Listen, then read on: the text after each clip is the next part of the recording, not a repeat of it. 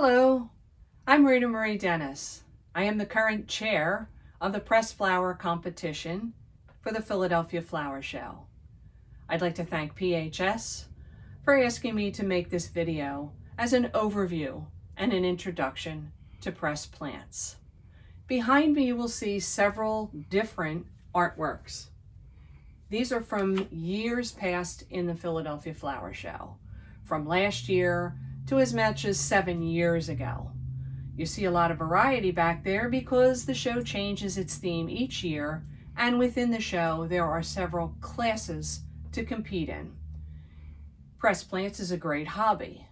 So your question is going to be, how do plants and flowers and corn husks become the things you see behind me? It's a process. It's not a difficult process, but it does take a little time. Over here I have a variety of ways to press plants. This is a press from Japan. There are many presses out on the market. There's old-fashioned phone books, which I use all the time. I know they're a little hard to come by, but if you can find some. The beauty of it is it doesn't take any energy, it just takes some time, about 2 weeks. So here's a raspberry leaf, which is great for green, but even better for gray, for stone. The other thing is newsprint, available at craft stores. This can be put between books or heavy objects, and as long as it's flat and there's several layers, that will do the pressing for you. You have any books around that you're not reading? Wonderful for pressing. You would take one of your floral pieces or your maize or corn or whatever you want to use. You'd put it in the book between the layers and let it dry for 2 weeks. Extra weight is always helpful for pressing the plants. You want to get as much moisture out of the plant as possible. If you have a weight bench, then you're not using those weights. Great spot to put them. If you're pressed for time, there's a microwave press. These are available online. They come complete. It's a kit, and there's an instruction book in there. That's kind of trial and error. You can use 30 seconds, 20 seconds. The book will give you some guidelines, but it's really up to the strength of your microwave. You must be careful. They can catch on fire.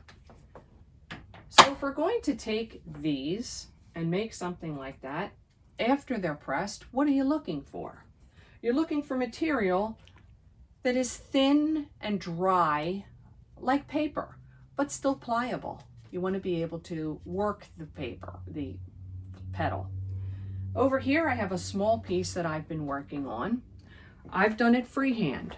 You can use paper and pencil and come up with a sketch. This was done freehand. I use a X-Acto knife, I use scissors, I use tweezers. I cut the pieces apart on a self-healing mat. You can use cardboard, and I attach them to my artwork. As you can see, maize makes a wonderful meadow. You put it one direction, and then to give it a little depth, you'd put it another direction. You would adhere these with a minimal amount of glue. I'm going to put a leaf up here so you can see. These are some from my backyard. So we're going to put just a bare minimum of glue on the back, not much at all, just enough to attach it. And we're going to put some branches on our tree. Be careful with your glue. You don't want to have glue showing, and we would just gently tap that into place. Flowers can be used in jewelry. I have one right in my bracelet. It's behind glass. They can be used on three-dimensional objects like fans, decorated lampshades, invitations, wedding announcements. The bride's flowers make wonderful gifts.